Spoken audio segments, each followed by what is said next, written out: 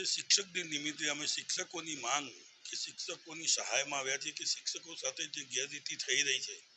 તેમને પૂરતો યોગ્યતા અનુસાર પગાર નથી મળતો, તેમની પેન્શન યોજનાઓમાં તકલીફો ઊભી થઈ રહી છે, તેમને શિક્ષણ સિવાય બીજા બધા કામો પણ કરાવવામાં આવી રહ્યા છે, જેમ કે રસી આપવાનું કામ, ઇલેક્શનમાં કામો સોંપવામાં આવે છે,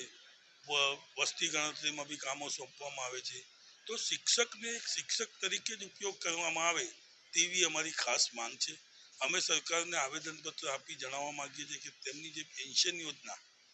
બંધ કરવામાં આવી છે અથવા તો પછી તાત્કાલિક ધોરણે તેમને એક મામૂલી નજીવી પગાર પર રાખવામાં આવે છે, તેની જગ્યાએ તેમને પહેલે દિવસથી જ કાયમ કરવામાં આવે અને તેમની સાથે પૂરેપૂરો ન્યાય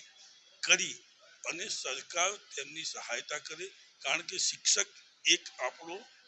સ્તંભ છે કે જે ગુરુ તરીકે આપણે વણીએ છીએ અને શિક્ષકોને તે બધા જ લાભ આપવામાં આવે જેમની જરૂરિયાતો છે.